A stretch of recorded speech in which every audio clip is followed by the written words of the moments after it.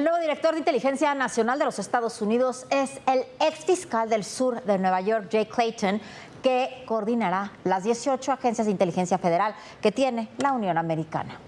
¿Recuerda usted cuando en Palacio Nacional se minimizaban las acusaciones contra el gobernador Rocha Moya y los otros políticos acusados de complicidad con el narcotráfico, diciendo que habían sido realizadas por una oficialía de una fiscalía estatal de la Unión Americana y que no eran acusaciones del gobierno estadounidense? Bueno, eso no era verdad. Pues resulta que el responsable de esas acusaciones, el hombre que llevó durante mucho tiempo la investigación sobre los narcopolíticos mexicanos, es Jay Clayton. Es el nuevo jefe de toda la inteligencia estadounidense, de las 18 oficinas de investigación de inteligencia que tiene Estados Unidos.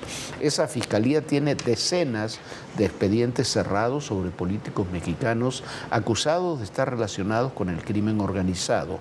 Y en sus oficinas se está construyendo un maxiproceso contra ellos, Viviana.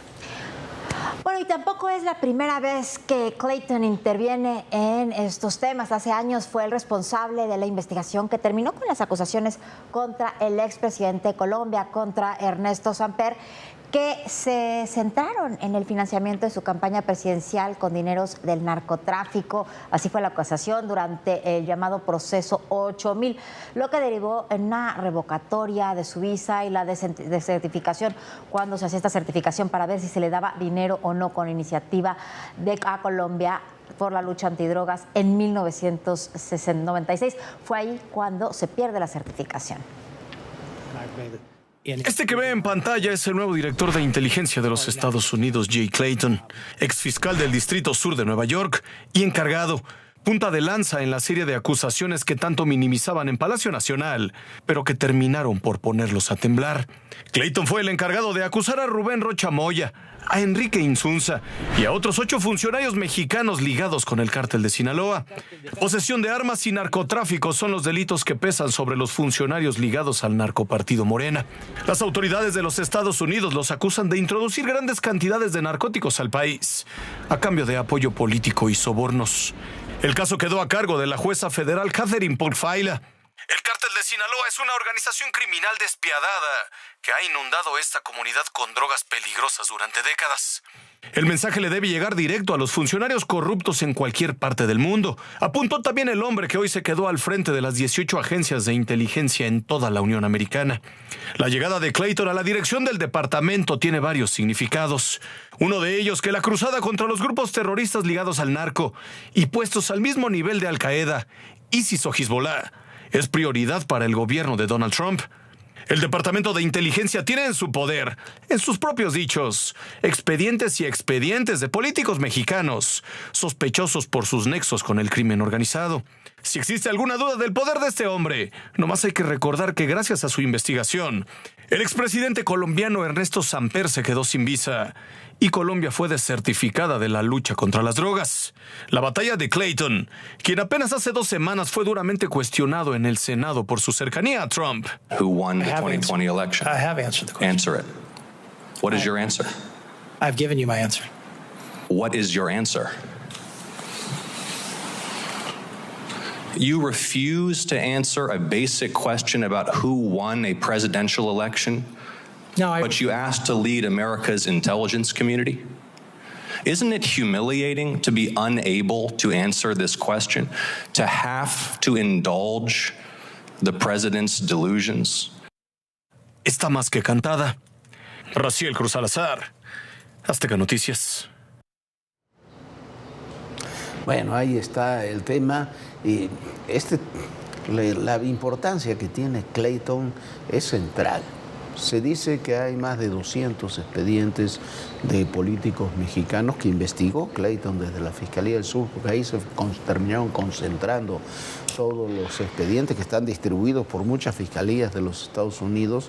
Son más de 200, algunos hablan de 236 expedientes que ya están armados, ya están cerrados y dependerá del Departamento de Justicia cuando se vayan a judicializar o no esos expedientes. Pero es un hombre que ha investigado a los políticos latinoamericanos durante mucho tiempo. El caso de Samper Él lo ha utilizado en muchas ocasiones y lo ha utilizado como el instrumento jurídico, el antecedente jurídico para poder procesar, y los métodos y los instrumentos que tiene Estados Unidos para poder procesar a otros políticos latinoamericanos, con el ingrediente además de que ahora que los cárteles han sido declarados terroristas, tiene muchísimos más instrumentos que los que tenían en el pasado. Fue el hombre que hizo la investigación contra el expresidente de Honduras, contra Juan Orlando Hernández, que terminó en la cárcel. Después el presidente Trump lo indultó por razones políticas, pero nunca fue exonerado de sus cargos. Le ofrecieron un indulto y acaba de regresar hace unos días ahí a Honduras.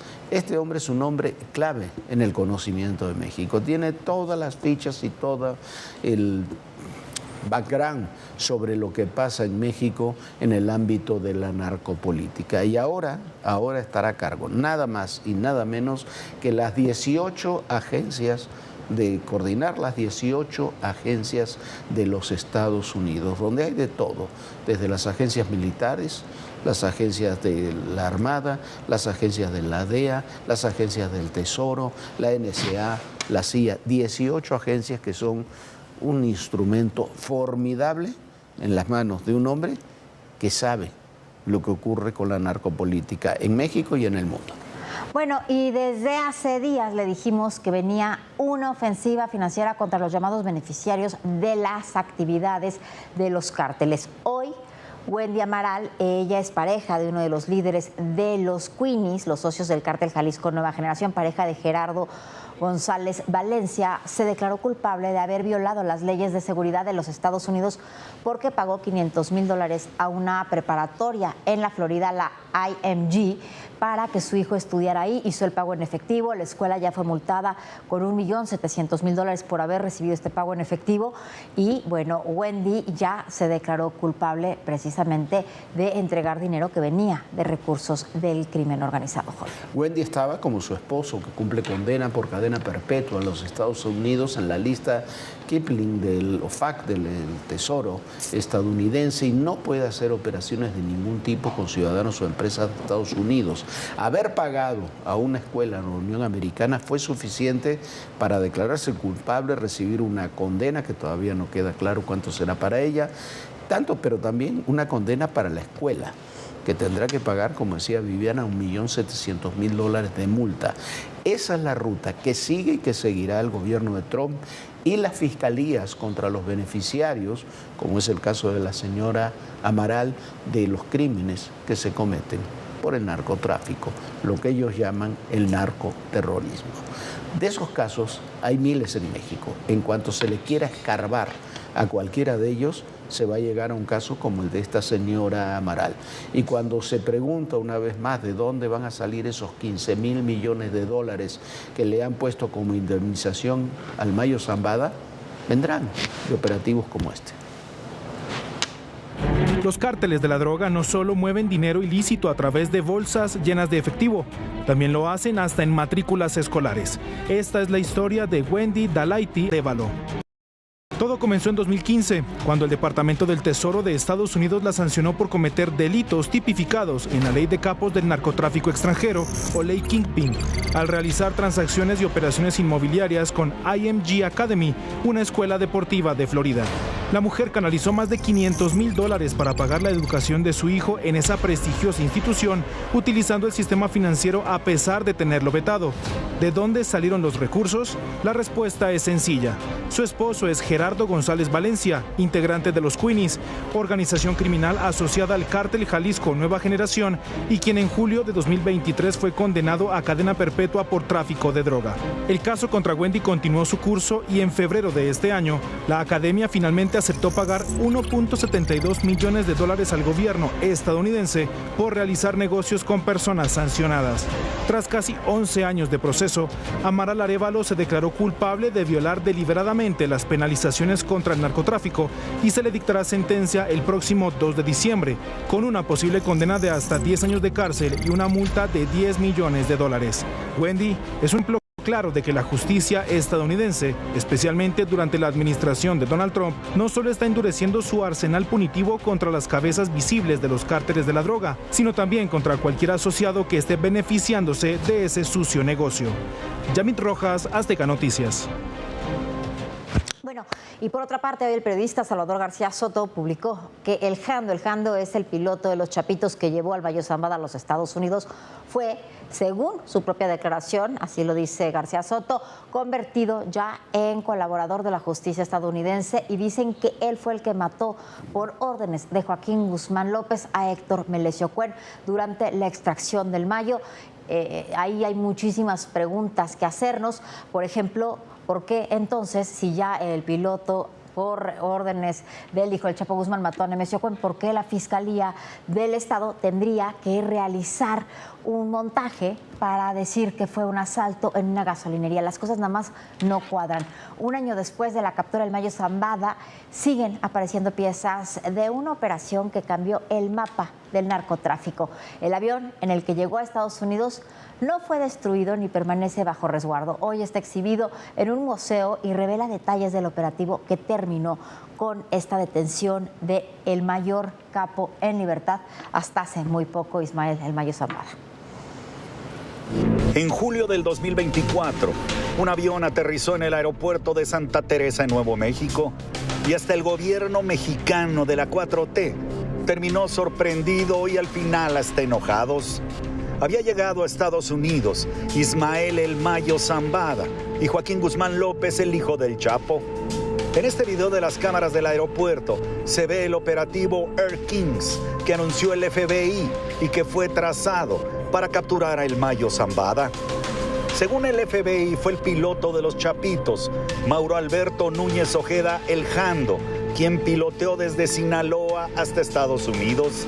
Después apareció en México, detenido, y el gobierno federal lo extraditó a Estados Unidos cuando lo tuvo en sus manos para interrogarlo.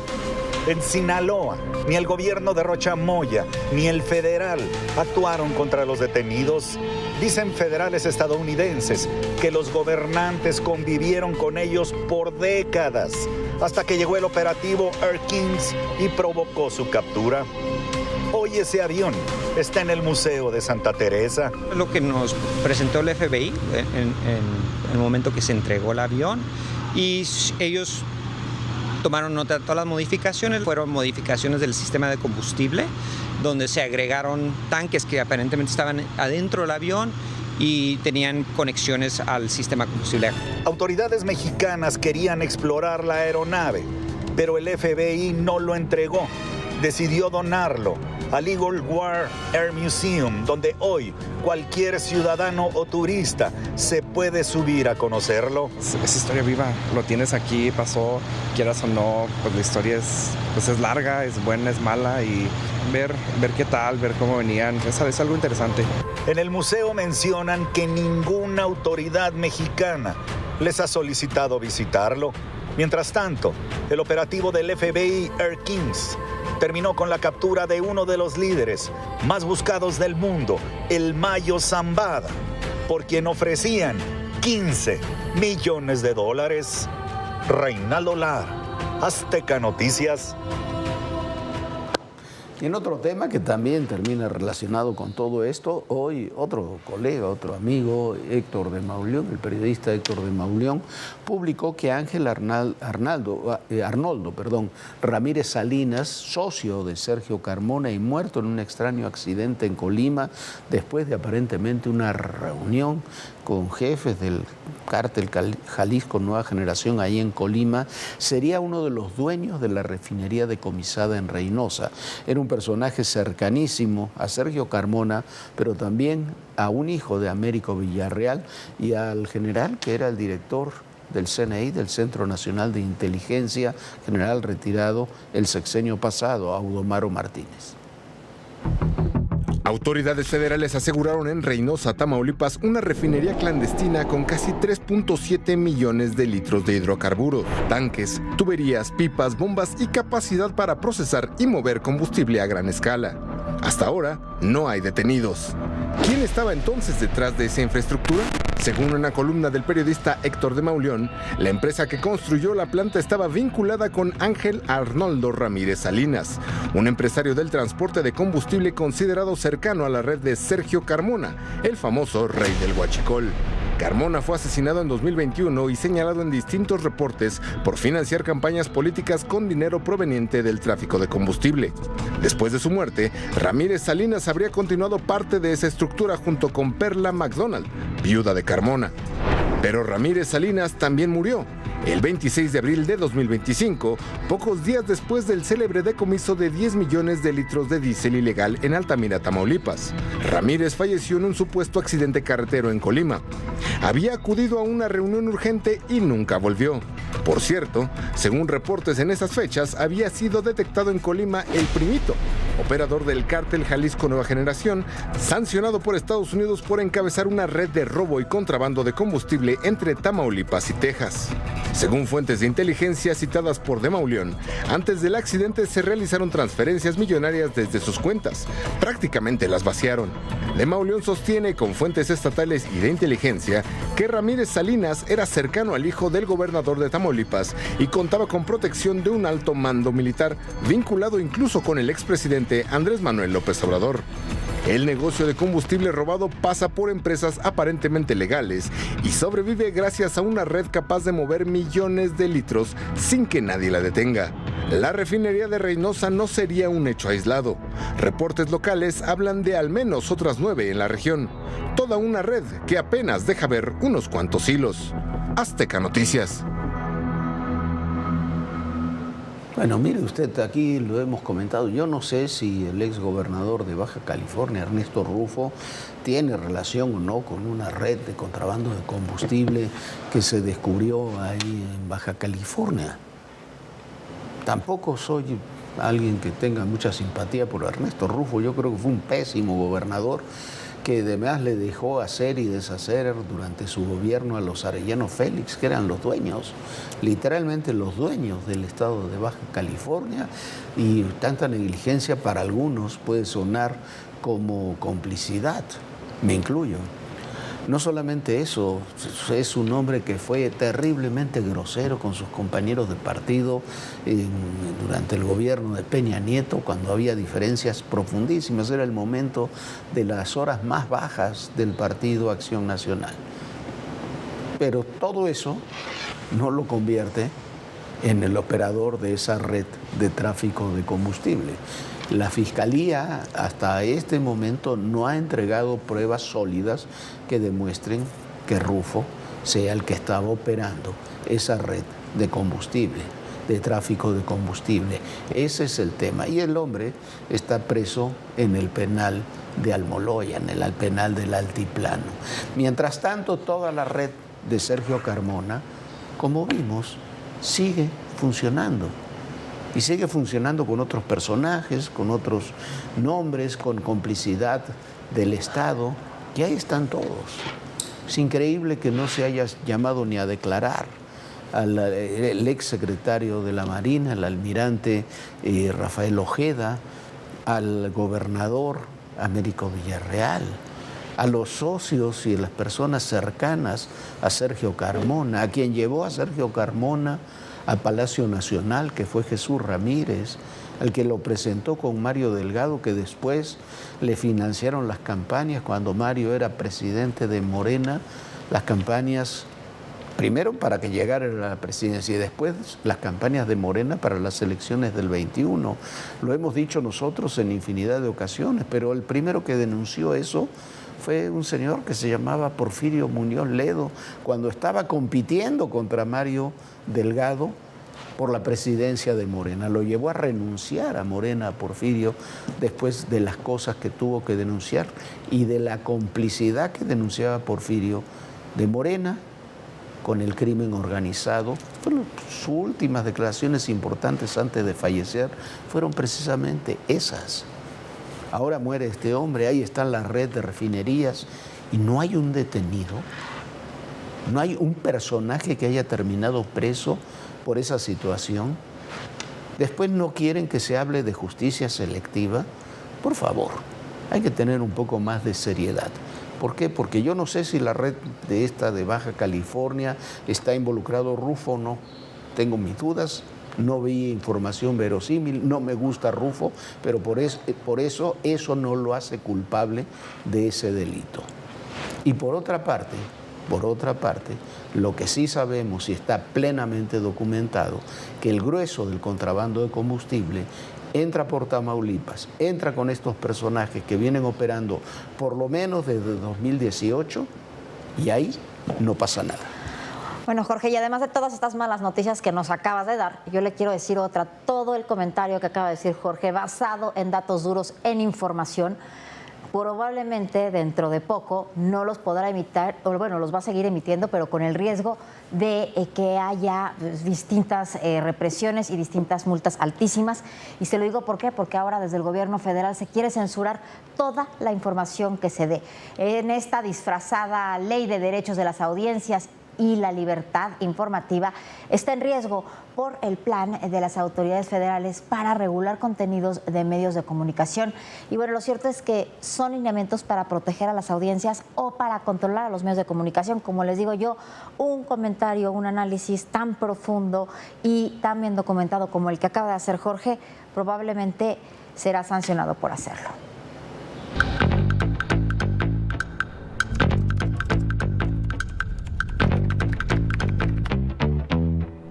Bienvenidos, este es el verificador frente a los dichos, evidencia. Mire, lo que le voy a contar ahora es muy importante para usted. Y es importante porque estamos hablando de su libertad y de su derecho como público de la radio, de la televisión y de la prensa en general a estar informados. Y es que la gran ocurrencia de ahora es nada más y nada menos que darle un abollón a esa libertad. La valiosísima, además, libertad de informarse como usted decida hacerlo.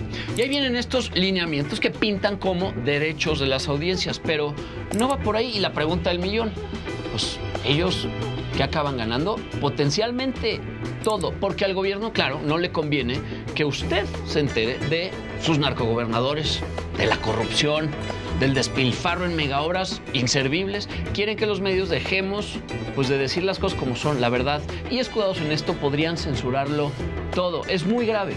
Mire de lo que hablo. Que vemos la televisión, que escuchamos la Cuarta Transformación presentó lo que ya se conoce como los lineamientos para callar a México. La argumentación parecería pertinente. Que los medios designen un defensor de las audiencias, que elaboren un código de ética y que las audiencias puedan presentar quejas. Pero como dirían por ahí, traen jiribilla. Empecemos por el defensor de las audiencias. Él recibirá, analizará y dará seguimiento a las quejas de radioescuchas y televidentes cuando consideren que alguno de sus derechos fue vulnerado por el contenido. El problema es quién tiene la última palabra. El proyecto permite que la Comisión Reguladora de Telecomunicaciones, entidad del gobierno, revise lo que decida el defensor y lo confirme, modifique o revoque. Esto es, las decisiones del defensor de las audiencias pueden ser reemplazadas por la Comisión del Gobierno. Luisa Alcalde dijo que cada medio debe definir su propio código de ética. Lo que no dijo es que será la autoridad la que interprete su alcance y determine si se cumple o no. En el supuesto de que una controversia llegue a revisión, el código de ética estará sujeto a la supervisión gubernamental. La consejera jurídica del Ejecutivo Federal aseguró que no es lo mismo emitir una opinión que dar una noticia, que el medio debe aclarar cuándo es una y cuándo es otra. Nadie discute la importancia de distinguirlas. Lo que está en debate es si la autoridad debe hacer esa valoración, ¿bajo qué criterios?